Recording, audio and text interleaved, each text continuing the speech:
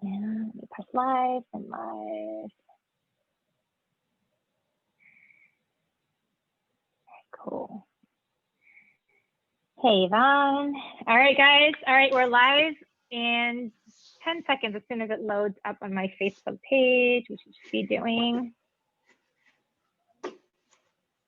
now. Awesome. Okay. All right, guys. Welcome to today's call. I'm super stoked. A new friend came into my life and just gave tons of value at a seminar I was at last week. And I asked him if he'd be open to sharing all the cool things that he shared with us last week. And he generously said yes. So thank you so much, John. I really appreciate your time. This is my awesome coaching program right here, Magnetic Leaders. And I'm actually just wanted to give my Confident Successful Entrepreneur Facebook group tons of value as well. So thank you so much for being here. And friends, I just want to tell you a little bit about John. So John is, you know, kind of a smart guy. he's a Harvard Law graduate, and he turned internet marketer. And before his internet marketing company, he actually worked as a contract negotiator for a Fortune 50 company, a private equity, and a hedge fund attorney and investment banker, I think all during the time that he was at Harvard. Like, it's crazy. So aside from all of that, right, impressive bio, in terms of the ROI that his clients get to enjoy, they spend about an average of $1 million a month.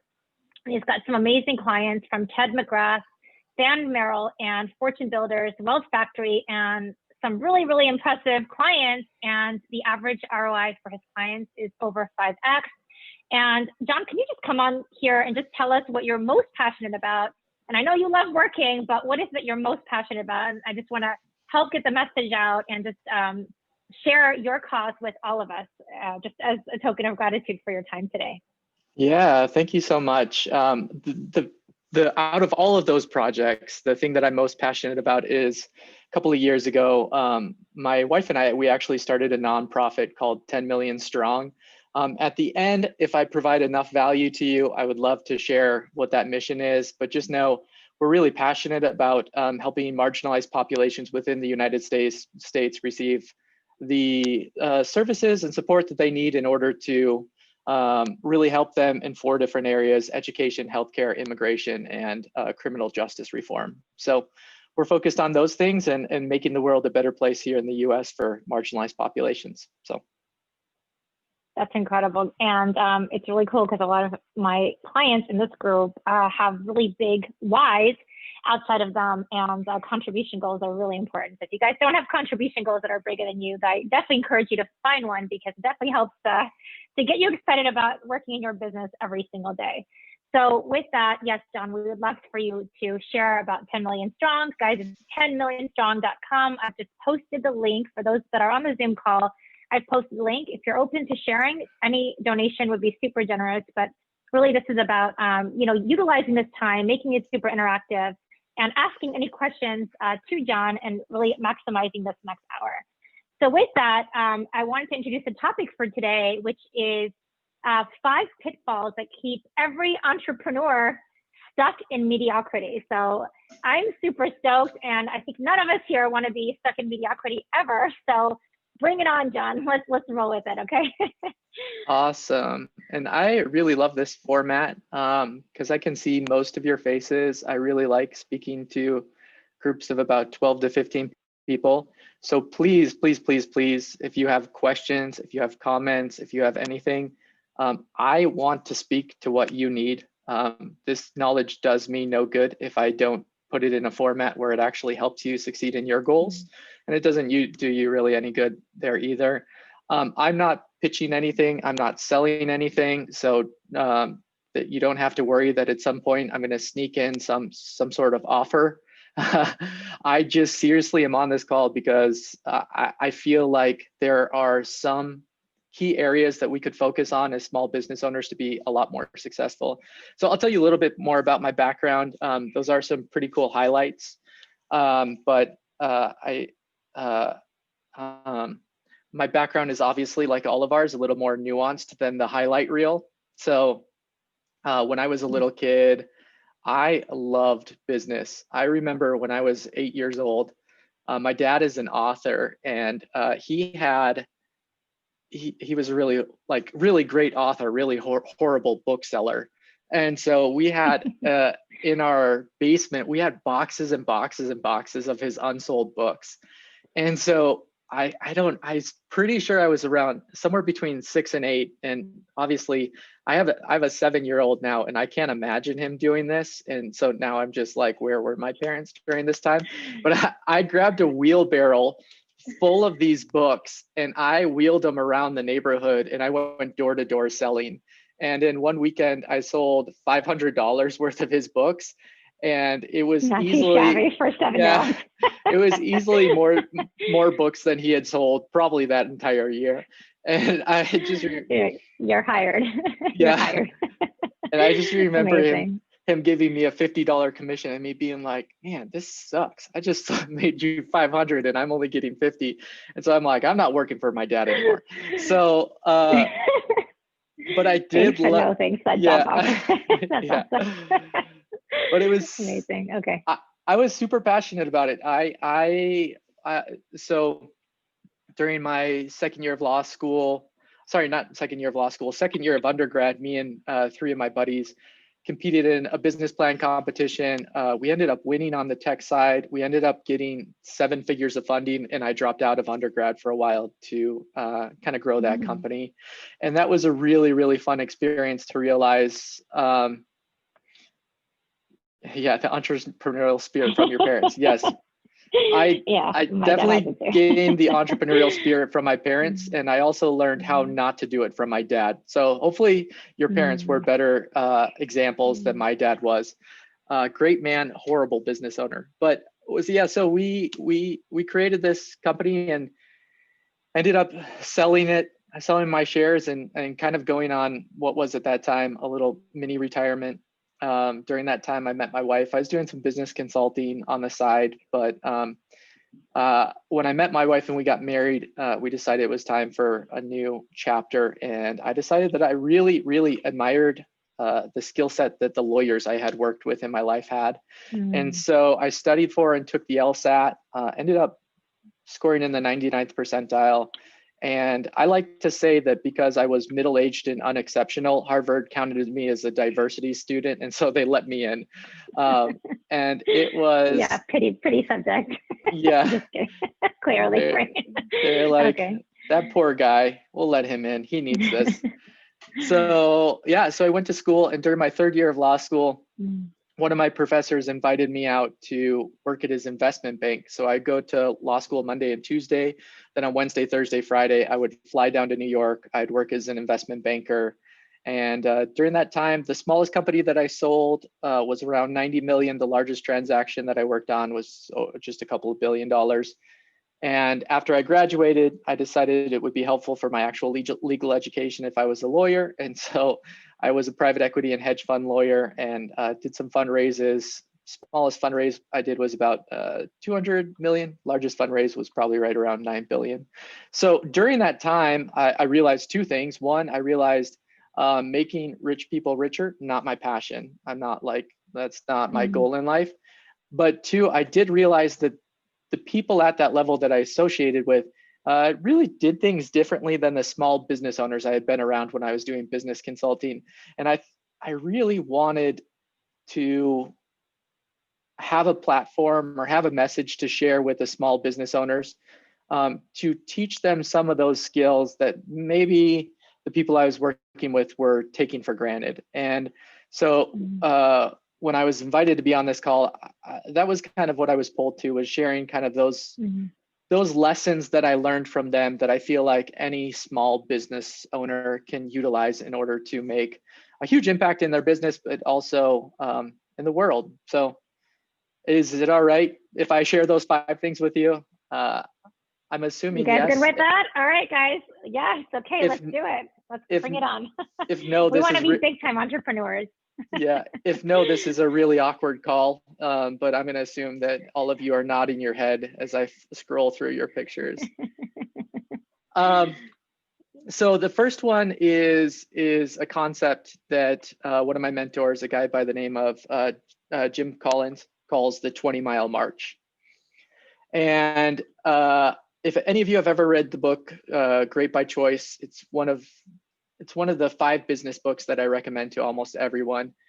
In that book and in its predecessor, a book by the name of Good to Great, which I'll also reference, he did a study where he measured company success. And in order to qualify for being a part of kind of the outperformers group, you had to outperform your direct competition by 10x over 15 years. So you had to be 10 times better than your competitor group, and you had to sustain excellence for at least 15 years. Every single one of these groups that had that outperformance had what he called a 20-mile march. So I'm going to ask you guys in a second to be a little more interactive and be crazy and chat and stuff, because I'm gonna make you guys guess some things. I'll even give you a quiz and just a little bit where if you, without Googling and without knowing the answer previously, if you can get the answer to the quiz right, I will Venmo you $1,000. And I do that because no one's ever gotten that answer right. So, but I'm also hoping that you stay engaged. But the 20-mile march is interesting. So I am absolutely passionate that the worst word in business is motivation. And the best word in business is discipline. So right now, just before I explain this, if you could in the chat, or if you want to unmute yourself, either way, whatever makes you feel comfortable, what to you is the definition of motivation and what to you is the definition of discipline? What's the difference between those two? Anyone want to chime in and unmute themselves? Come on, let's do it. Juan's talking. All right, Juan, we have a taker. Go for it. I was gonna. Can you ask the question again? I was trying to put links in the Facebook for. Yeah. What is the difference between motivation and discipline? Motivation is a feeling that excites and is kind of attributed to like adrenaline, and discipline is something that we practice daily, or that we practice. It doesn't have to be daily, but it has to be put into practice. There's action behind discipline. Yeah, I love that. And I love Alejandro. Discipline is the tool to use when motivation is not around anymore. And then Kriti, is that how you pronounce your name? Discipline is to maintain consistency. Motivation is your passion to do something. I like it. You guys are hitting the nail on the head. So let me give you the story, and then we'll talk more about the difference between discipline and motivation. So there were 2 groups of people that were trying to be the first group to make it to the South Pole in exploration.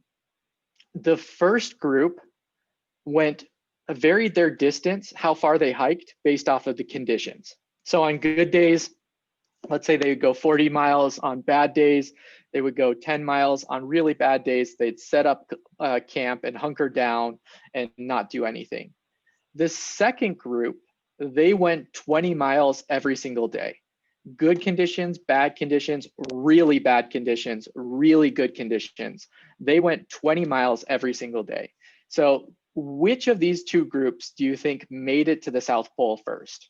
The group that went 20 miles every single day, or the group that varied their distance based off of the conditions?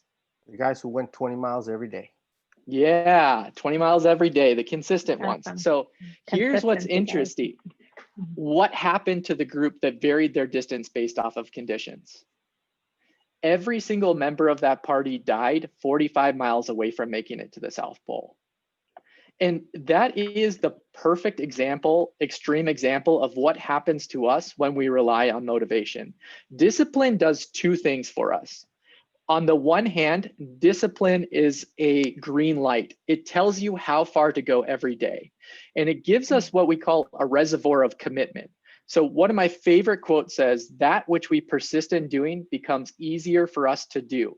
Not that the nature of the task itself has changed, but that our ability to do has increased." Meaning when you do something when it's hard, your brain then tells you, if I did it when it's hard, I can do it when it's easy. So if you went 20 miles when the weather was horrible, you can go 20 miles when the weather is perfect. So that is how it gives us a green light. This discipline, it also gives us a red light or a stop sign, and it tells us when to stop. And the reason why that's important is because in business and in life, you don't just need a reservoir of commitment, you need a reservoir of energy. There are going to be weeks or months or the year 2020 when nothing seems to be going the right way. And if you don't have a reservoir of energy to face those hard times, like if in 2019, and I have several friends that this happened to, where in 2019, things were just falling in their lap and they were literally dying of indigestion. There were too many opportunities. And they spread themselves too thin so that when 2020 came, it hit them really hard. So in that way, not only does the 20-mile march give us a reservoir of commitment, the ability to keep doing the hard things, it gives us a reservoir of energy to face the difficult times. So we're not spread too thin when the storms hit. So based off of this now, the difference between discipline and motivation is the ability for the desire or the ability to get you to do something one time. Discipline is the ability or motivation or desire to get yourself to do something every time. So if you want to be the type of people that do something once, use motivation. If you want to be the type of person that does something every time, discipline is the way to go. And so every single one of these 10X companies and the companies that I worked with, their focus was disciplined people, thinking disciplined thoughts, and taking disciplined action. I would take a disciplined, mediocre person over a great motivated person any day of the week. Can you say that one more time? That was super powerful. Disciplined people. Can you say that one more time? The way you said it. Disciplined people thinking disciplined thoughts and taking disciplined action. Gosh, yes, and we've been talking a lot about that in the group on how to like really shift into becoming that person, becoming that identity, the person that you want to become. And a lot of that is just little baby routines embedded every single day allow us to become that version of the person that we want to become. And it's so much more than motivation. So that's amazing. I love that. Awesome. All right. So that's number one: questions, thoughts, concerns, doubts, fears, emotions, all of it. Let's hear it. Every time I ask a question, just so you guys know, in my mind, I go, I'm a teacher and I can wait as long as it takes. So it's really only awkward for you if you don't ask questions, because you will just see me sitting here doing nothing. What are we asking? Or what did you want us to ask about? No, just any thoughts or any observations or anything questions that you have about the 20 miles march and how you can implement it in your business or any of those things. Yeah, and guys, while you're thinking of the questions to ask, sorry, John, write in the chat, guys, based on what you've heard so far. Okay, this is about integration, assimilation. What key messages so far have stood out to you in the last 10 minutes? You give us tons and tons of information. 20-mile march, consistency, discipline. Write down what your thoughts are, guys. The more you can sort of assimilate that, now it's going to stick in your long term. Okay, and let's hear some questions for John. Yeah, Alejandro, that's a great question. How do I set the red light? So this is a fascinating question. In business, almost all of us, if we're entrepreneurs, we literally could be working 24 hours a day and 7 days a week. There is always something to do, always something to do. The reason why the 20-mile march is just as important as a green light as it is a red light is because it tells you when you've done enough, and that you can't and shouldn't go any further. So for example, in the actual example itself, when there was really good weather, they would literally stop at 20 miles, even though they knew we could go another 10 miles because the weather is so good and we can be ahead of our goal. And instead of going those extra 10 miles, they knew that that reservoir of energy was just as important as being ahead of their goal. And so they opted to keep that reservoir of energy, and that's what allowed them to get through difficult weather. So what is your red light in business and what is your green light in business? What is your 20-mile march? So type really quickly, any of you, what industries are you in? I know when we were talking before, there's some real estate investors. What other types of industries, or are we all real estate investors? The majority of this group, John, is real estate investor, but we've got entrepreneurs in general with a variety of different interests and needs. Yeah, Okay, how do I stay disciplined every single day? You know what? That is the life's question. And so my foundation of discipline all started with that quote, that which we persist in doing becomes easier for us to do. Not that the nature of the task itself has changed, but that our ability to do has increased. So here's the paradox of life, right? If you're a level 3 person and you're encountering a level 5 problem, what do you have to do? You have to up level in order to do that, right? You have to up level from a level 3 to a level 5. So the paradox of life is when you up level from a level 3 to a level 6, that level 5 problem now seems small to you. And so you turn around and you say, I should have been able to accomplish this a long time ago. But what you don't realize is that you just up leveled 3 times in order to make that problem small and in order to be able to accomplish it. We don't go and work out by, for me, I don't ever go and work out, but for those of you that do, if you go to the gym the very first day, it's not like you're going to start bench pressing 200 pounds. That would be absolutely impossible for someone who has never done that before.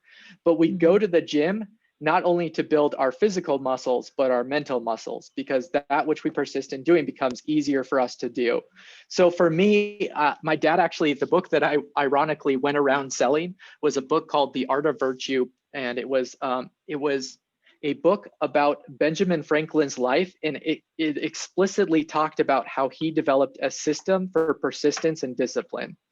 And so I would highly recommend that, but largely boiled down into a singular concept. You start small and you build trust in yourself that I can do whatever I say I'm going to do. And as you do it, you add on and your trust in yourself grows. So, do you guys want to see something super overwhelming? Yes, no, Sure. maybe. I don't know who wants to say yes. Okay. But you guys, I just want to based on what John said right now, trusting yourself. And I think, I know for me, that accountability piece is huge.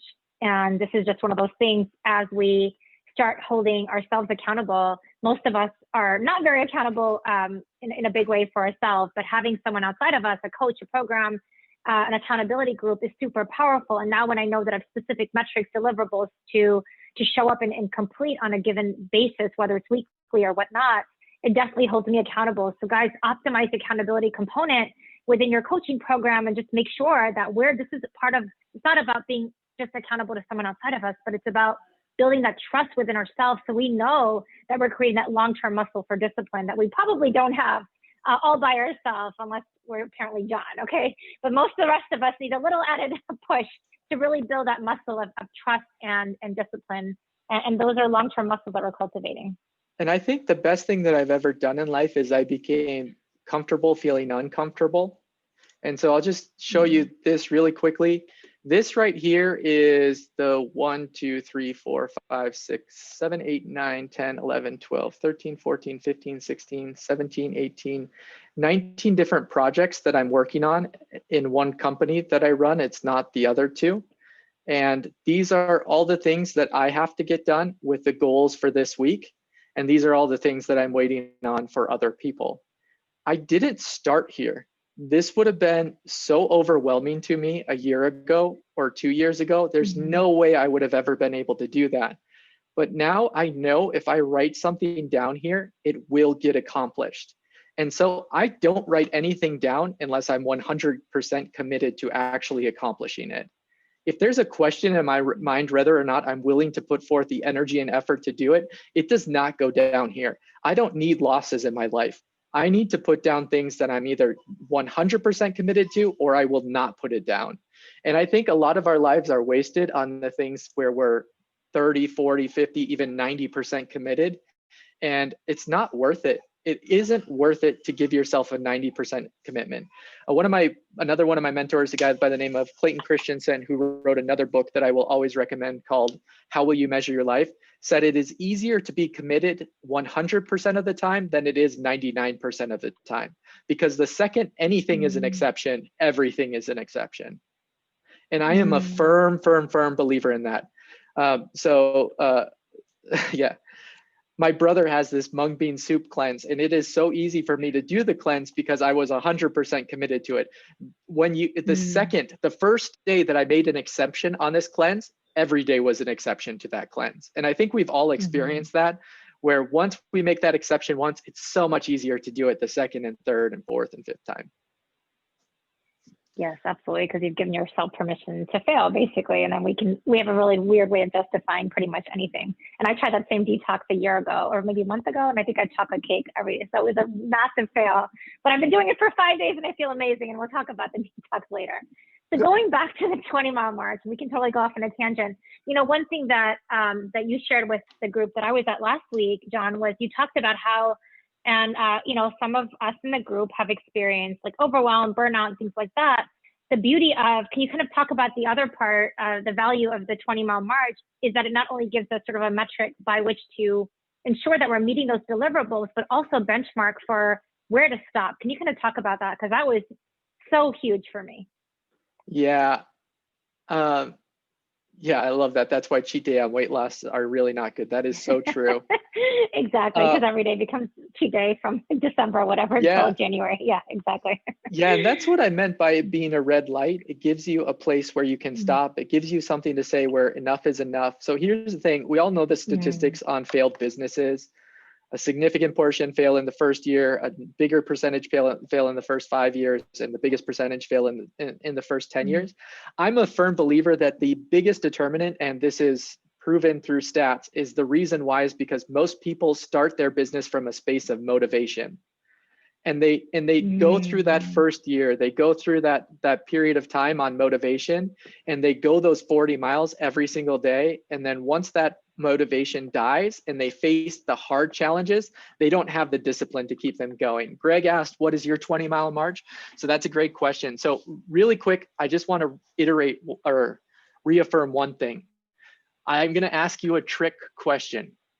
Is the 20-mile march, is it a goal? Is the 20-mile march a goal? What do you guys think? Is it a goal? Yes or no? You can see their faces, John. Who thinks yes? Perplexed. They're like, we don't know what that is. We have 24 minutes. So now you got me all confused. I love it. No, yeah. So the right answer is no. And I like this. It's a process. It's a habit. It's a way. It's a matter of life or death. If you set a 20-mile march, that's a goal. You are set. Goals, by their definition, are something that you should be, attainable, but not guaranteed. A 20-mile march is something that you should live and die by. So our 20-mile march in our company is to increase our AUMs, our assets under management, we call it our AUSM, our ad spend under management, by 20% a quarter. So we're at 1.2 million per month this month. The next quarter, we want to increase that by 240,000. So we'll be right over almost 1.4 million in ad spend under management per month. And so we live and die by that. We make sure that we live and die by that in both ways. So it's a green light for us where we're constantly measuring our client flow and deciding, is that client flow enough? And is that client flow too much? Because we don't want to spread ourselves too thin either. And if we brought on 15 new clients tomorrow, we'd be so spread so thin that if the storms came, we wouldn't be able to help all those people. And we'd end up basically failing in our 20-mile march because we spread ourselves too thin. Does that make sense? I'm not passionate about this at all though, guys. This is a dumb topic and we should never talk about it. Just kidding. Can I ask a question, John? Yes, definitely. Earlier we were talking about, and okay, so, and I didn't want to type because it would be cumbersome. Yeah. So, and I'll speak for myself. I'm a parent, divorced parent, remarried, teacher, and I'm a real estate investor, and I'm starting to coach. So that's all, huh? That's it. That's 2 hours in the morning. No, and so part of that, where we're talking about discipline is, and you say there's no exceptions. My 2-year-old doesn't tell me I'm going to throw a tantrum at 10 and at 3. He throws a tantrum, he throws a tantrum, right? Have to deal with it. And or my boss who emailed me earlier, we got a meeting at 1 o'clock, so I got to jump off at 1. those kinds of things. Yeah, totally. So I get it. So life comes up. How do you stay disciplined and not lose that that discipline going to 20 miles when an iceberg just came across wipes you out? Yeah, so Yeah, that's kind of, how do you not lose that? So you bring up two very good points. One is, I am a firm believer that in life you can either be an actor or you can be acted upon. Don't ever set a 20-mile march that requires you to accomplish something big each day, okay? The timing that you give to it is very important. So all of our timing for 20-mile marches are normally annual or quarterly, semi-annual, or annual in basis. Because if there are those weeks or even those months where you're like, something happened, shit hit the fan, I'm not going to be able to do everything I need to do today, that's where you actually adjust your goals to make sure you still accomplish your 20-mile march. So goals are kind of the pillars that you set up in order to reach your goal. I'm sorry, to reach your 20-mile march. But once you set that 20-mile march, there may be a period of time, and there has been periods of time in my 20-mile march journey where I am not sleeping enough, where I am waking up at 3 a.m. pretty consistently and going to bed at midnight or 1 or later, because everything hit the fan, but I am 1000% committed to hitting that 20-mile march. And so the second piece of that is, and I kind of mentioned this earlier, so setting a time frame and being committed to the destination, but flexible on the path. So sometimes it requires more, sometimes it requires less. Let's be flexible on the path, but be committed to that destination. Yeah, and I'm just going to say it the same way. This is my interpretation of it. The goals for me are benchmarks. These are the actionable things that I need to do. And sometimes where possible, I shoot for a little higher goal. And that gives me the ability to take a week off, go to a seminar, spend more time with the kids. For me, that's what I need to ensure that I'm meeting those metrics on a consistent basis, so that 20-mile march is something that is attainable. And guys, we want to live our life, but there's also that discipline component that I think we all need to be entrepreneurs. And that's that thing that separates us from someone that works a job and is totally okay with just working a job, right? So it's that differentiation. But that goal piece, I think, just allowing yourself a little grace period, but maybe doing a little bit more each day so that you have the ability to allow life to happen and know that you're still consistent in making your 20-mile march deliverable. I totally agree. And again, I want to reiterate, these are things that are also a stop sign. So if you're setting a 20-mile march that requires you to focus on the green light all day, every day, that it's telling you to go further and further and further. I believe someone asked, how do I know I've set the 20-mile march? If it is more than you can do every day, and I'm talking about more than you can do every day, even based off of realities of life, like if you're not giving yourself time, you can't be disciplined if you don't have time for yourself, if you don't have time for your spirit, if you don't have time for your family, if you don't have time for those other things. Discipline doesn't happen when you abdicate all your other roles in life. So I showed you guys my schedule. I am ridiculously productive when I'm working, and I have 3 hours in the morning that's specifically for my kids, and 2 hours at night that are specifically for my kids, and 2 hours at night that's specifically for my individual spiritual mental growth. That's blocked off time as much as my 20-mile march is blocked off time. And so I'm not, again, let's reframe this. It's not just a green light, it's a red light too. So if you're seeing your 20-mile march as something that's forcing you to go further and further and further each day, and it's never something that's like, hey, you need to slow down and stop and make sure that you have enough energy to keep going, you've set the wrong 20-mile march. I have a question. Awesome. Yeah. Beautiful. Go ahead. Thanks, John. This is incredibly valuable, first and foremost.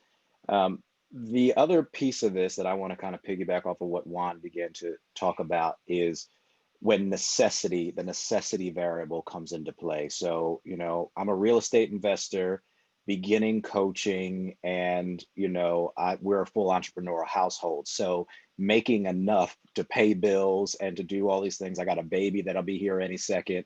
is in the front of my mind. So as I'm establishing quarterly, semi-annual, annual disciplines, I still have a monthly need, which triggers my scarcity mindset to say, okay, I have to work more because I got bills to pay next month. How are you incorporating that in, just the discipline areas so that, I find myself in those positions trying to druther up the motivation and the passion because, which isn't really kind of motivating or passion other than I need to eat. How are that's you a good incorporating motivation. that? It's funny. Yes. So I want to just go, I want to rewind in time to before I got married. Before I got married, and this is like way too much information for anyone, but before I got married, everything I did was to get girls.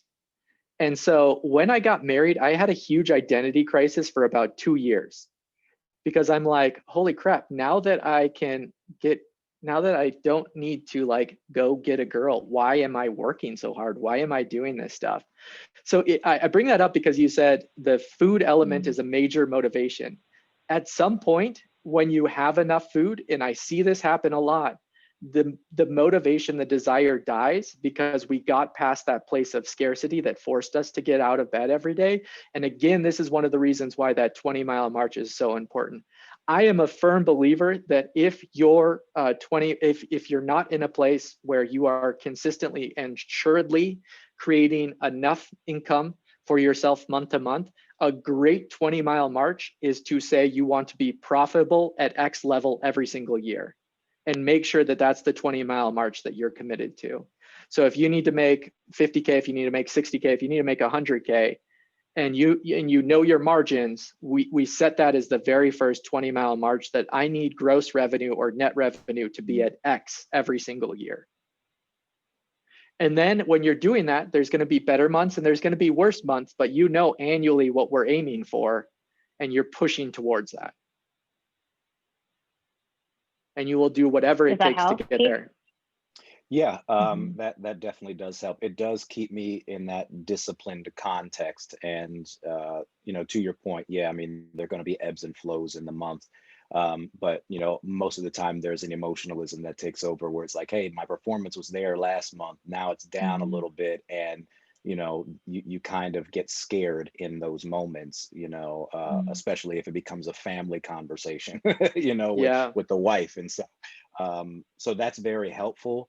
But I do think, just based on what I'm hearing, it's something that, both me and my wife just kind of have to be on board with, so that there isn't this angst every month of what we weren't able to do to perform. Definitely. And so I think you're going to get so much value out of a couple of the other things that are coming, because this is a foundational principle, and the other things I will teach are to support that. You don't have to feel angst when it's the business that works, not you that works. When we're entrepreneurs, it's 99% of the time we're not entrepreneurs, we're self-employed, we're not business owners, and it requires us to work. I want you to build a system where it's not you that works, it's the business that works. And if you get hit by a car, heaven forbid, one month, the business keeps on producing at the same exact level. And of course, this takes time.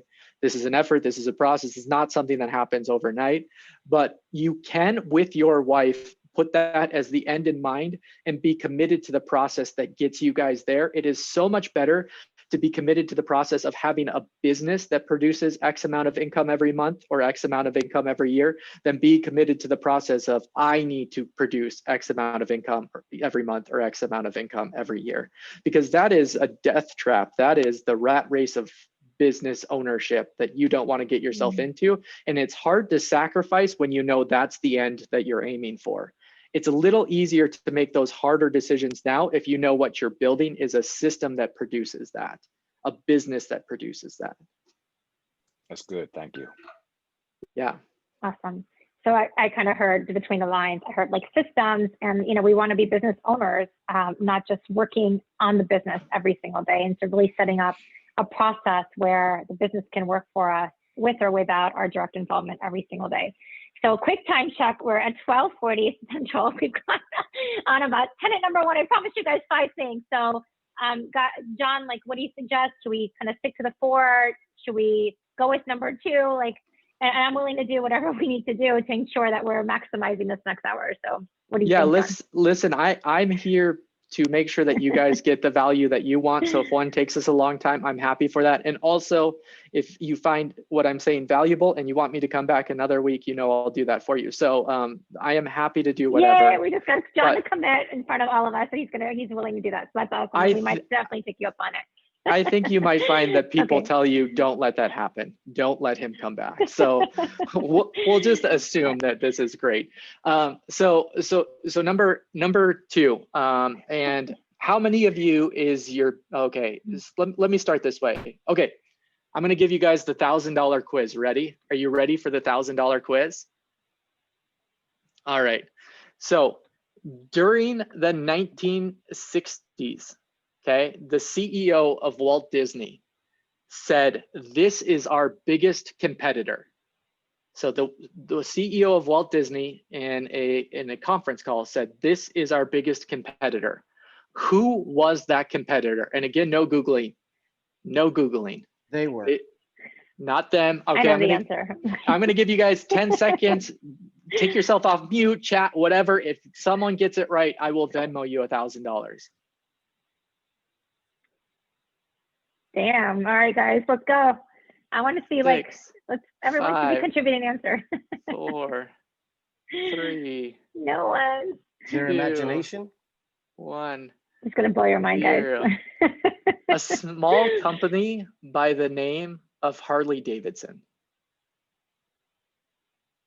So let me ask you guys this question. Okay. I want you to get yourself in the 1960s mindset, right? In the 1960s, who is the primary financial decision maker? The male or the female? Male. Okay, great. Yep. And during the 1960s, what was the primary age of someone who would be taking their family to Disney World? Okay, so a couple of things. You need to think of Disney World different than what way you think of it today. Today, it's kind of their market is princesses and smaller aged kids. That was not the case back then. These roller coasters were more for, you know, ages 12 to 16. So if you have a 12 to 16-year-old, how old are you? Yeah. Yep. So in your 40s. Yeah, in your 40s. Okay. Yeah. And so what happens to men in their 40s? Midlife crisis. It happened earlier than midlife crisis, and they lose their hair. That is true. Both of those things. Yeah. So, and you're using your discretionary funds, not your necessity funds on this. So if I'm a man in the middle of my 40s, and I'm looking for something I don't have, and I'm searching it through a midlife crisis, I have two options: to find that fulfillment through creating memories with my family, or to find that fulfillment on the wide open road.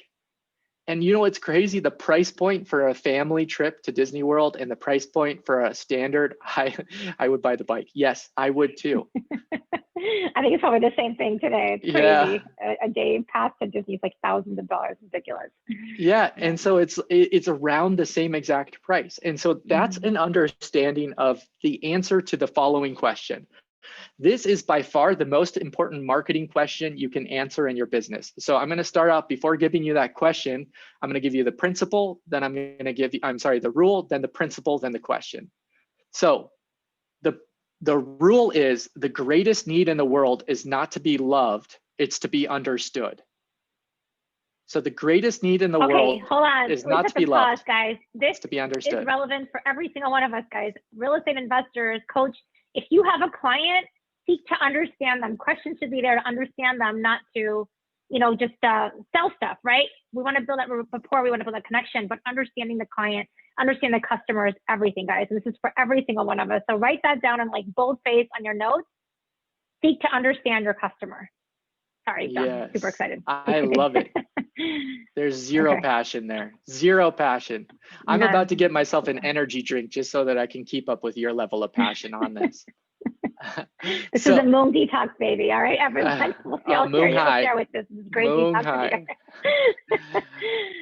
So number one, the greatest, people want to be understood, not loved. The rule, so that's the rule. The principle is, if you can explain your customers' problems better than they themselves can, you will have a client for life. If you can explain your client's problems better than they themselves can, you will have a client for life. Does that make sense? So in understanding, your goal is to understand their problems and to be able to regurgitate it in a way that they're like, shit, that person better understands me. That person understands me better than I understand myself. Yeah. Makes sense? So now here's the question that we have to ask ourselves. It's a super weird question. It's in the book, the How Will You Measure Your Life? It's, what job are they hiring my milkshake to do? And it's not bring the boys to the yard. It's not bring the boys to the yard, contrary to popular belief.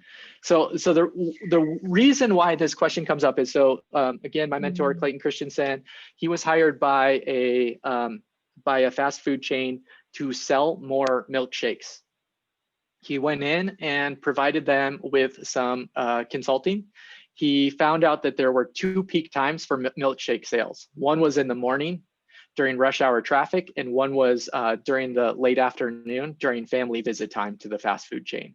So he went into the restaurant and he asked those people, hey, what job are you hiring this milkshake to do? And they're like, I have no idea what question you're asking me. So he would rephrase it in such a way that he would get an answer. He would ask, okay, when you didn't hire this milkshake, what other products have you hired to do the exact same job? And so what he found out was, during the morning, the job that the customers were hiring the milkshake to do was to give them something to occupy them and something to eat while they had a long commute to work. Now, if you were trying to give someone to occupy their attention and something that they needed to eat on a drive to work, would you want a thicker shake or a thinner shake? Who thinks thicker?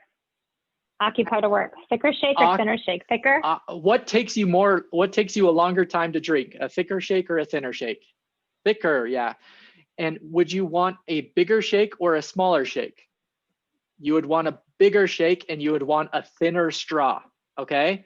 So that's now, if you want people going to work to drink your shake, this is how you make your product. Now, in the early afternoon group, there was the families, where the mom or the dad had been saying no to their kids all day long. They go to McDonald's, they go to Burger King, and their kid says, I want a shake. And they say, okay, fine, I'll get you a shake. I'm so glad I finally get to say yes to you. The guilt shake. The guilt shake. And I know you parents know what I'm talking about. All right. Yeah. The guilt shake. Okay. And so what they found with these parents was the kids wouldn't finish them very quickly. The parents and the kids would both get frustrated. The parents would end up throwing away half the milkshake, and it was just a mess. And so what they found was this thicker, bigger milkshake with a thinner straw was exactly the wrong thing to make in order to sell more milkshakes to parents. Okay? This is why it's so important to understand who your target market is. Is your target market the commuters, or is your target market the parents buying something for their kids? And what is their motivation, and what job are they hiring your milkshake to do with your product? So I want to take this one step further and talk about the difference between big business and small business. So I have a formula in my brain that's called, I call it the, it's really actually sacrilegious as I think about it, but I call it the holy trinity of business. And it is this: why do we hire big businesses to do something? Why do you go to McDonald's? Everyone on this call will admit, everyone on this call can make a better hamburger than McDonald's. But why do we go to McDonald's? What are they selling us? The experience. Convenience, the experience, fast, familiarity. You guys are so close to it. What they're selling us is certainty. I know when I go to McDonald's, I will get the same thing every single time. And yes, there are pieces of fast and easy and all those other things. I don't want to go to my house and get it.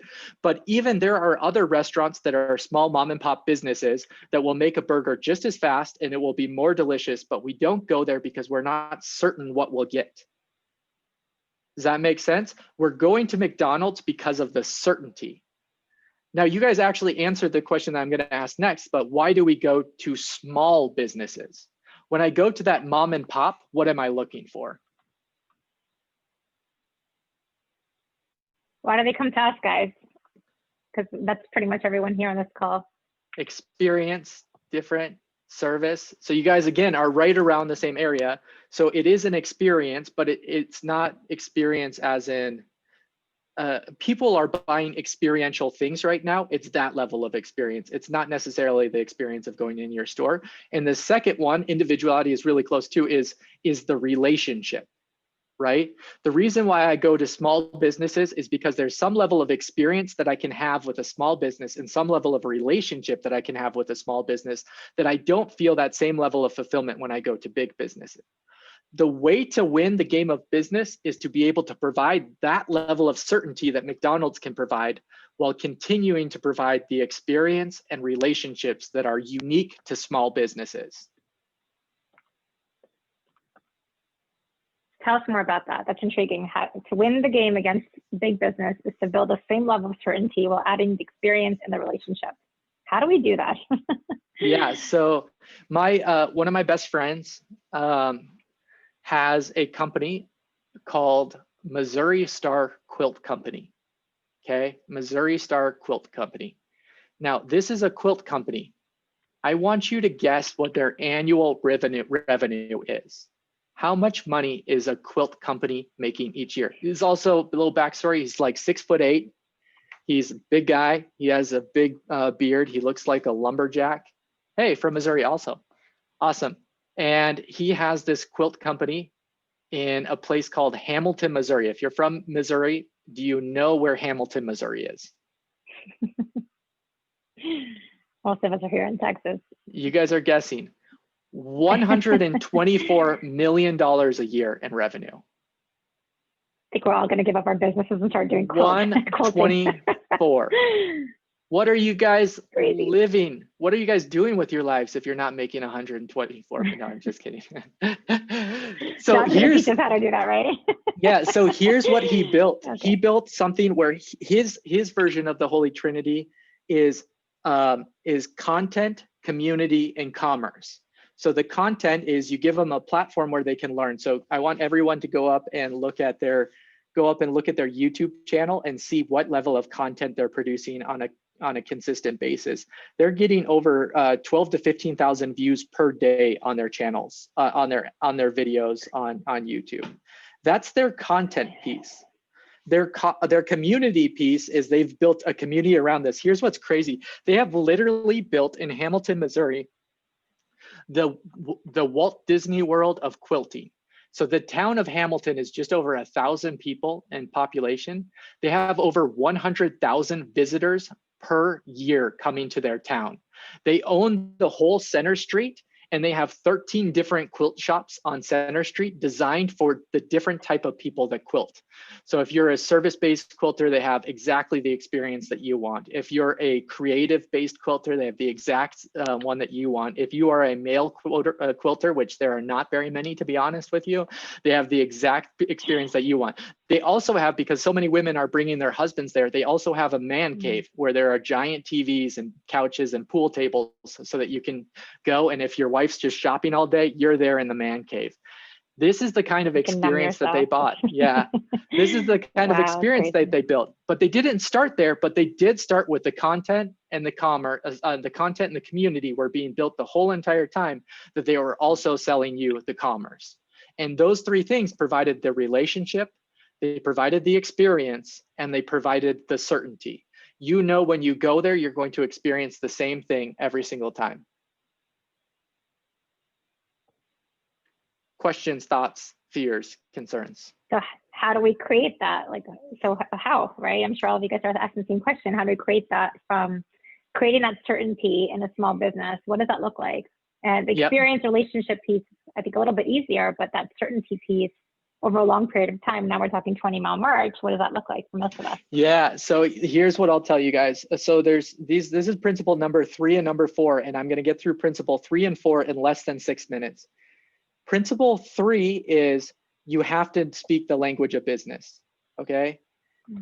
I could go into your business right now, and I could tell you exactly what your business needs, because I speak the language of business, and the language of business is numbers. There is a number. So the 5 hats of business are sales, marketing, sales in the right order. So getting leads in and selling those people. And then there's client fulfillment. So it's actually giving the people what they paid for. And then there's a finance department and a leadership department. Those are the 5 areas of business. There are KPIs and metrics to each of those that if you understand those KPIs, those metrics, those numbers, you're going to be able to, sorry, I play with things in my hands when I'm talking. So all of a sudden I'll have like random things I bring up in front of the screen, which by the way, this is the cutest one I have. This is Lego John that my middle son built. And so he's always hanging out with me. So cute. So, so you got to understand the language of business. And so the language of business is, again, and this is like reinforcing the same thing that we've talked about. The language of business only matters if you are doing the same thing over and over and over again. Okay. So one of my favorite Sherlock Holmes quotes is, I can't at any one time predict what you will do, but I can predict what the masses will do consistently over time. So if your stimulus is inconsistent, if every day you're throwing up spaghetti against the wall saying, does this marketing work? Does this marketing work? Does this marketing work? There's nothing to be measured, and there's no way to make incremental adjustments. You just have a bunch of data that means nothing. But when you commit to something, again, 20-mile marching goals, and you're doing that same thing over and over and over again, we can make those little adjustments, which brings me to point number 4. So number 3 is you have to speak the language of business, which is knowing your numbers. Number 4 is bullets before cannonballs. So let's imagine that we were all on a deserted island and we were about to be attacked by a pirate ship. What we have available to us is we have a gun, an unlimited number of bullets, and gunpowder. If gunpowder is used, I don't know. I clearly know nothing about guns. I'm not from Texas. Okay. I'm not from Texas, okay? I apologize, guys. I'm just saying. I'm sorry, I'm not from Texas. But we also have 1 cannonball and 1 cannon. This is the only thing that will sink the pirate ship and save us, is hitting that pirate ship with a cannonball. What I see most entrepreneurs do is one of 3 things. The first thing that I see them do is just be like, well, I got to shoot that fire. I got to fire that cannonball. And they just have to light off that cannon and fire off that cannonball, and they either miss it or they hit it, and they live or die by the consequences. If they miss it, they die because of the pirate ship. If they hit it, they die because they have no idea how to duplicate that success. It was pure luck, and they will never be able to replicate that ever again. The second thing that I see entrepreneurs do is I see them fire bullets. And they fire, and they fire systematically, and they do basically the same thing every single time, but they make incremental adjustments until they finally find the right trajectory to hit the ship. And then what do? They continue firing bullets. They don't ever fire that cannonball, and so they die because they've never been willing to commit or to be all in. This looks really bad that I'm just pointing my finger at you all and just firing. I apologize if that offended anyone. Clearly it's not loaded. So, so that is what that looks like in real life is you doing Facebook ads and spending $50 a day on Facebook ads and getting a really good return on ad spend, and then continuing to spend $50 a day on Facebook ads. It's never upping that ad spend. What it looks like in hiring is you bringing on a VA to take over 2 of your tasks and training that VA perfectly and having that perfect manual, and never hiring someone else and building out another system. We get stuck all the time in firing bullets and not going all the way and firing the cannonballs. The third thing that I see people do is I see them do nothing, which is all too common. I don't want to focus on that because you guys showed up. I don't think you're that group, but that is a very real possibility. What we want to do is we want to fire the bullets until we find out what works, and then we want to fire the cannonball. Now, here's the part that's important for building these systems and these certainty. Even when you fire the cannonball and it works, I still need you to fire bullets 10% of the time to find out what else could work. because 2020 will happen all the time, and you'll find out what once worked no longer works. And if you're stuck doing that one thing and nothing else without having tested anything else, you will fail. Does that make sense? Beautiful. And that was such a powerful message. Yeah, John, thank you so much. Like, guys, if something's working, keep doing it, right? We're not telling you to stop doing it, but also allow yourself, and John's suggesting 10%, to just play and see what else is working so that we can find something else that works. And if you're liking where you're at, let's increase that, right? A lot of this is about being uncertain, just sort of extending ourselves a little bit outside of our comfort zone and continuing to just a little bit more marketing, a little bit more sales, another VA, whatever it is, so that now we're extending ourselves more so we can start getting better results. A lot of people start getting results and they're like, oh, this works, and I'm just going to stay here because it's comfortable. And we really want to teach you, like, let's be a little uncomfortable and play a little bit more. And now we can start getting the results that we all desire. And I think none of us want mediocrity, right? Which is exactly how we started this call. So John, out of respect for your nonprofit, I know we have one more principle, right? But I want to make sure, because a lot of people leave at the top of the hour, I want to talk about the 10 million strong. And if you guys are okay hanging out for a few more minutes, we'll do principle number 5, Q&A, and ensure that we have all of our questions asked. So John, can you just talk about 10 million strong? And I'm going to put the URL here in the group and on Facebook. Yeah, you actually shared the other one. It's 10millionstrong.org is the best place. So we have two, 10millionstrong.com. If you want to donate through PayPal, 10millionstrong.com is the right one. Most people don't like PayPal. I do not like PayPal. So 10millionstrong.org is actually the better one. Oh, so yeah, you just shared that wrong one again. That's 10millionstrong.com. Just do 10millionstrong.org. Oh, sorry. Let me share my screen real quick. I just want to show a couple of things that we're doing. So the principle behind this is my dad used to always say that the only thing necessary for the triumph of evil is for enough good people to do nothing. And honestly, there are 2 quotes that changed my life. It was this quote that my dad put in a frame and gave to us about 2 years before he passed away.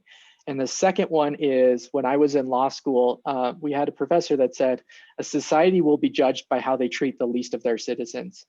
And at that moment, my eyes became open to the fact that in the United States, there are a lot of people that we are leaving behind. And I didn't want to be a part of that anymore. And I wanted to focus. That my dad put in a frame and gave to us about 2 years. Sorry, I hear an echo. Oh, that's you. Okay.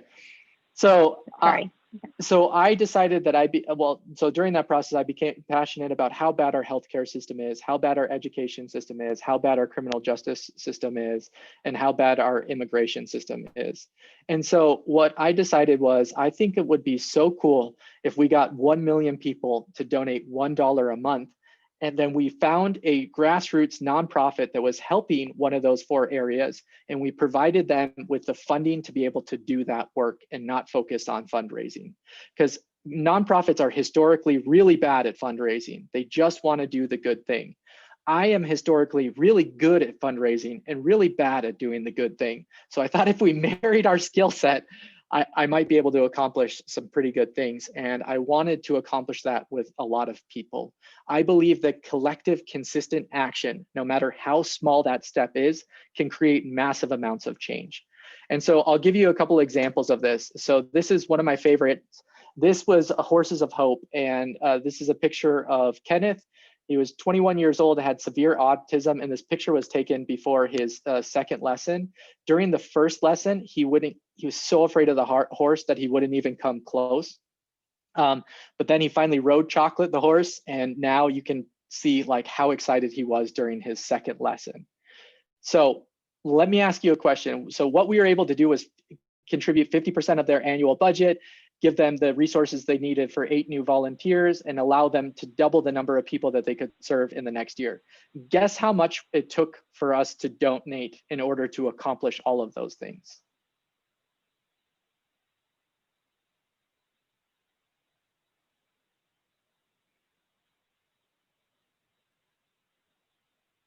$50K. Hey, you guys are in alignment. $750.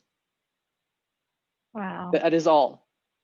$750 changed that many people's lives. So another good example, criminal justice reform is really important to me. Let me just give you a couple of quick stats that are devastating. If you are in the prison, the average prison phone call cost 21 cents a minute, whereas anywhere outside of the prison, it costs less than 2 cents a minute. If you were to make a phone call for 15 minutes a day to your family from prison for 1 year, it would cost you more than it would cost any of us for a lifetime phone bill with any of our cell phone companies. So in 1 year, it costs the equivalent of what it cost me to have an unlimited cell plan for an entire lifetime. Another example of this is the way that they jack up prices is in even things that we consider to be necessities. Pillows aren't provided in prison. Toothbrushes aren't provided in prison. Toothpaste isn't provided in prison. And the cost for that is oftentimes 10 to 100x what we pay outside of prison for those things. And if they're lucky enough to get a job, they're paid around 51 cents an hour. So what happens is the prison system funnels money from an already impoverished community into a prison system that is largely benefits major corporations, which I think is devastating. So one of the things that we did is we raised $750 and we were able to donate pillows for the entire population of female Utah inmates. $750 provided us with that. So what we wanted to solve with 10 Million Strong, just really quick, is it's hard to know what to do. It's hard to believe that you have enough to give, and it's hard to trust that the charities you give to are actually going to do the good thing.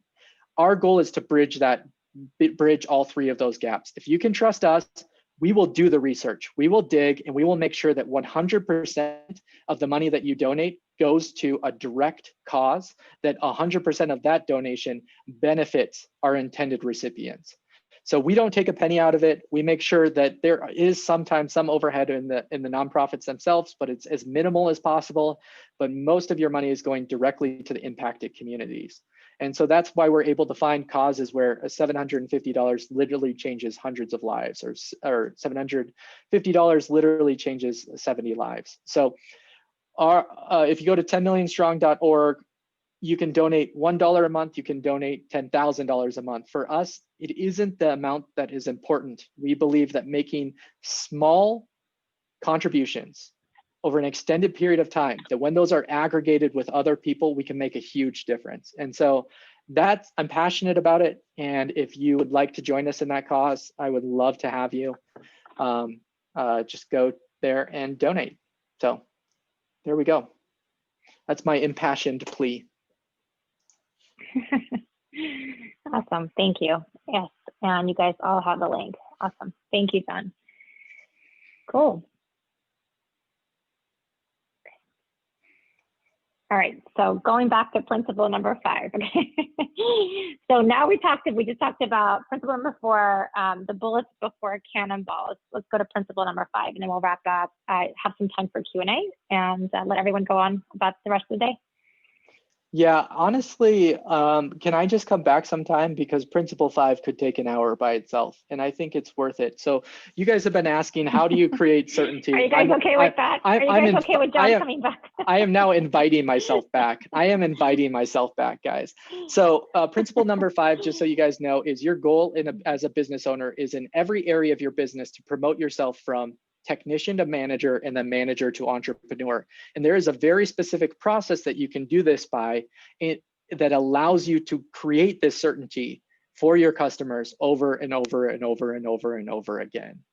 But right now, if you look in your business and you say, I'm doing this thing, whatever that thing is, and it's not you being the manager or the business owner, you're the technician, and we need to get you to a place where you're doing every technical activity exactly 3 times and no more than 3 times.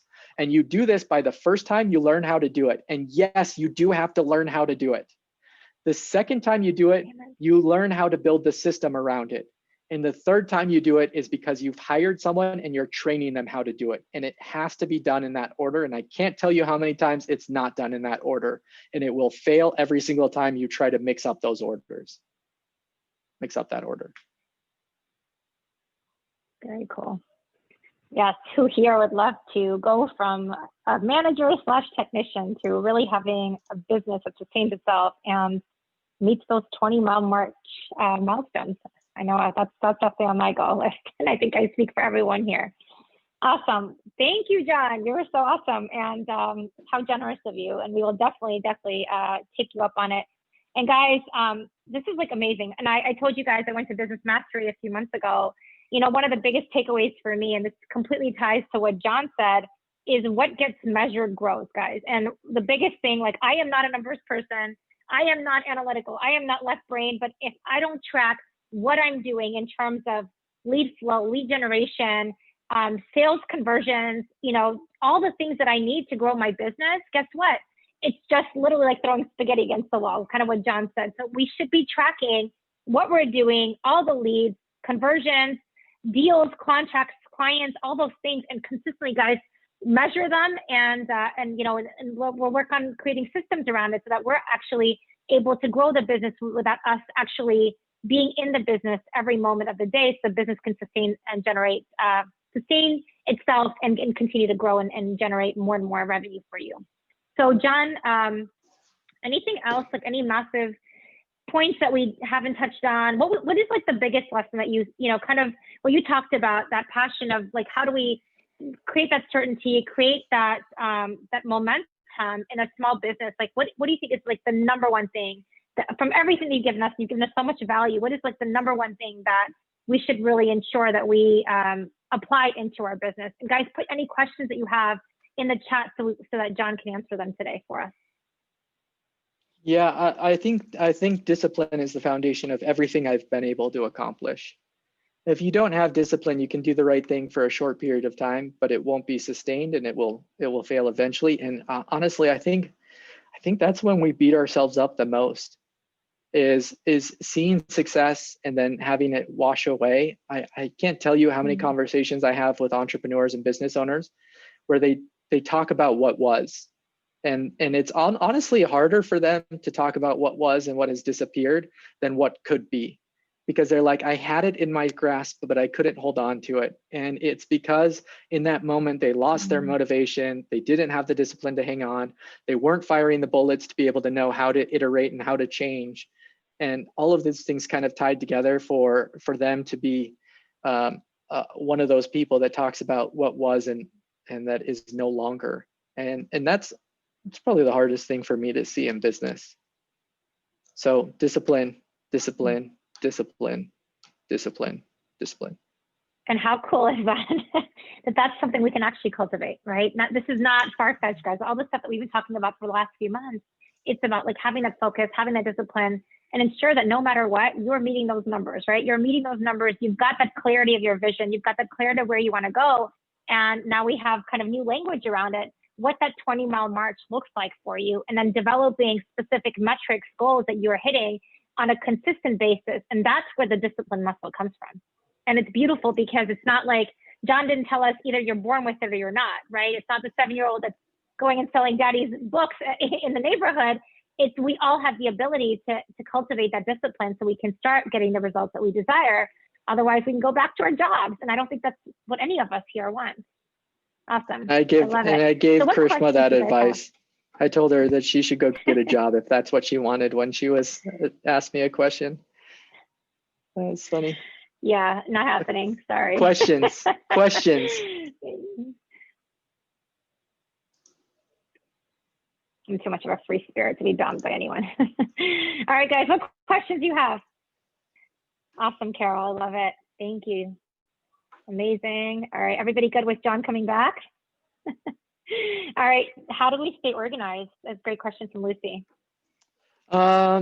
So there are so many great organizational trainings, and I want to ask you the question, what is in the world the best training for organization? What is the best training in the world for organization?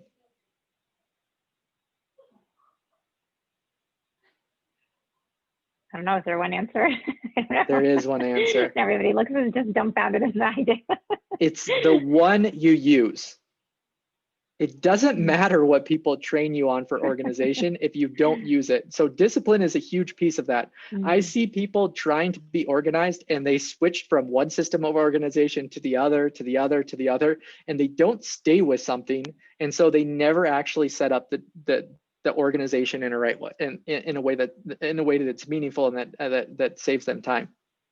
I do not think there is a one size fits all. I love spreadsheets. I would marry a spreadsheet if that were legal. It is just like, it makes so much more sense to me than women. I know how to control it. No, I'm just kidding. That sounds really bad. But yeah. I know what I'm going to get from a spreadsheet. So for me, I can work off of spreadsheets and I can have them control my calendar and my life and everything, and I can accomplish a lot. For people who are more right-brained, they would literally murder themselves before they used my organization system.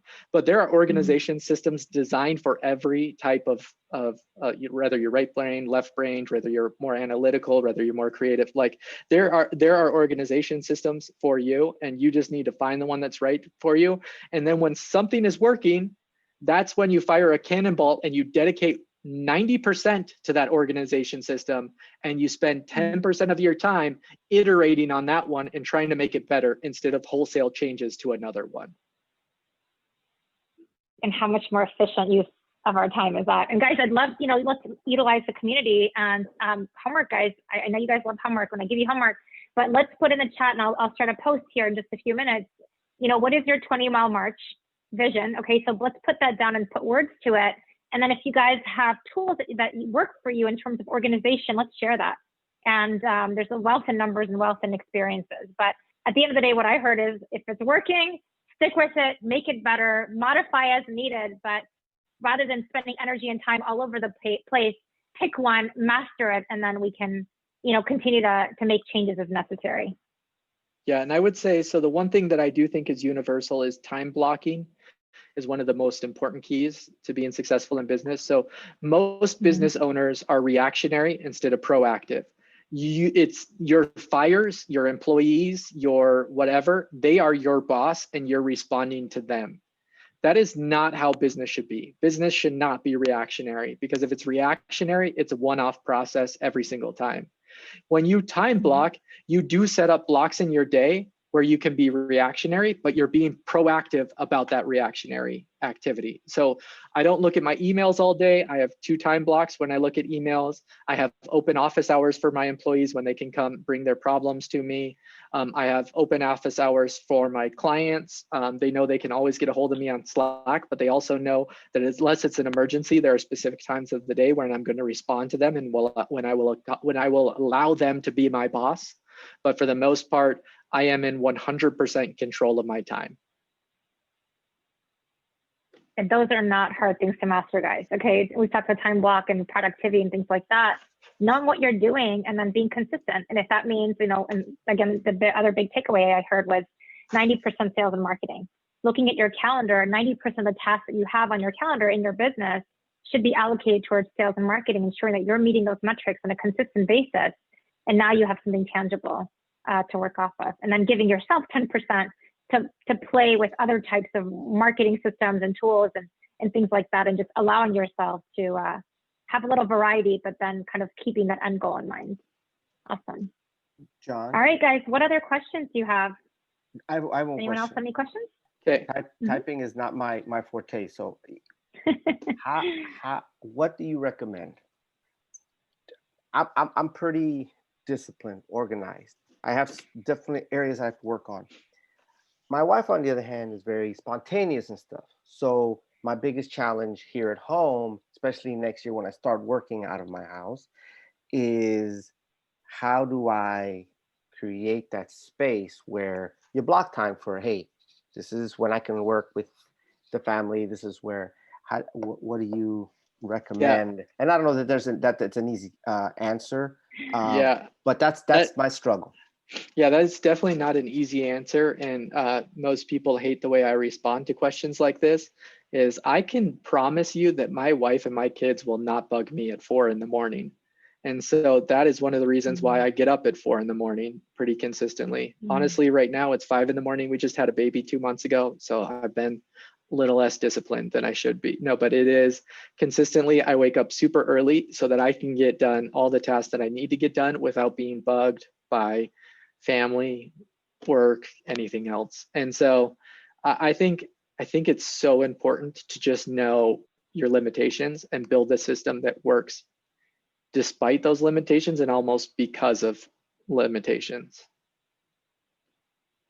Yeah, and that time blocking piece, one, is super important, right? So if you're allowing quality time, whether it's 2-3 hours in the morning, 2-3 hours in the evening, you know, and just sort of having that communication, like this is where I go to work, and this is the time that I work, and just having that communication. And when you come back and you're actually on your allotted break time, now you're fully present, you're fully able to enjoy that family time. And then you also know that you've been super productive during the time that you've been working. So doing a little bit of both would be really good. One. Yeah, and the WeWork is interesting too. We have a co-working space that we rent out mainly because we do our filming for our video ads there, and there are days where I know that's where I need to go work so that I'm not distracted. So. Yeah, and COVID era, I think every one of us is dealing with the same thing. I need to redo my morning routine, because I mean, I wake up at 4 and do the same, but it's dedicated to my morning routine. But it's, so I appreciate it. There's something I read recently that was really impactful for me. So it's about knowing when you're most productive. And so morning routines are inherently designed to get you to peak performance. It is so dumb for me to do that at 4 in the morning because I'm at peak performance at 4 in the morning. I need my morning routines at 3 p.m. in the afternoon. That's when my body shuts down and says, I don't want to do anymore. And so that's when I insert what most people insert as the morning routine. And so understanding that about yourself is, when do I need help to be at peak performance and when do I not? I don't need that at 4 a.m. I wake up and I can jump into a sales spreadsheet and hang out there for the next 5 hours and love it. But at 3 o'clock in the afternoon, that is not how I feel. I just want to go take a nap. But I think it's, again, picking something and working with it. So it's that discipline piece. I know for me, like that could never work for me. The spreadsheet piece or the 3 p.m. Peak performance routine, that's just not the way I roll. But finding something that resonates with you and finding the time that, and you know, a lot of this may be trial and error and trying different things, you know, based on your schedule with your kids, and especially with your schedule changing over the next couple of weeks, I think will be super helpful. And just have fun with it, right? And then if you know it doesn't work, you get to pivot and go back to what did work before. Awesome, guys. Beautiful. Any last burning questions for John? Yes, and I too love my mornings as well. All right, cool. So I'll make you a deal. Can I make them the same deal I made at Legendary? I don't have anything to sell, guys. I don't. But if you donate to 10 million strong, I will send you a link and I will give you 1 hour of my time where I will talk to you about your business. And you can donate 1 cent and I will give it to you. You can donate $1 a month and I will give it to you. Again, this is not a sales call. I have absolutely nothing to sell you. But if that's of interest to you, just please donate. We are so passionate about it. 0% of that money goes to me. 100% of it consistently every single month goes to people who need it. So that would be awesome. John, I'm going to push back because I know this group. Okay, $10 minimum a month, guys. $10 minimum a month is like less than 10 hamburgers a month. Okay, which you should be having anyway. But like 10, I did my donation just a moment ago while we were talking here. I think we all can do that. And guys, he's not even, I was like, how do people even work with you? He's like, I'm not even taking any clients. So I think an hour of coaching is like $5,000 to $10,000 an hour, something crazy. And I'm super, super grateful for your time today. But let's just like open our hearts, guys. It's the holiday season. And we know that this cause is going to help people in the US like have a better quality of life. And that's, giving is really important. And you should definitely be having contribution goals tied to your business. And just really enjoy that. So I'm going to challenge you guys. And John, I'm going to hold you to that challenge too. $10 a month donation to optimize John's time, if possible. How do you know it will be us? I have a raw. How do we track where it's coming from? That's a great question, Rex. I know that. So we don't market this. We're about to start marketing in January. We'll have a YouTube channel and everything else. But right now, I know exactly where everyone comes from. So as soon as I get the email, I'll grab your email address and send you a calendar link for 1 hour of my time, and you can just book your calendar link. So honestly, that's probably the only way I know is you'll have to do it in the next 24 hours, which is like the most salesy thing. But honestly, that's just so I know it's you. So totally fair. Okay, amazing. All right, who here wants John back? I like everybody. Okay. All right, cool. Well, so we'll set up time maybe in a few weeks after the holiday, John, to do just that. But thank you so much for your time, guys. Everyone has the link, I'm sure, 10millionstrong.org. And would love to hear, so, you know, John's being so generous to even offer an hour of his time for our amazing group. So thank you guys for being here. If you have any last minute burning questions, reach out to me and I'll see if John can take them after our call today. But thank you, John. We appreciate you. And we're super grateful. If you guys can just come off mute for a second and just say thank you to John, I think that'd be amazing. Thank you. Thank you, John. Thank you. Welcome. Thank you. Thank you. Awesome. All right, guys, have a great rest of the day, and I'll talk to you guys soon. Bye.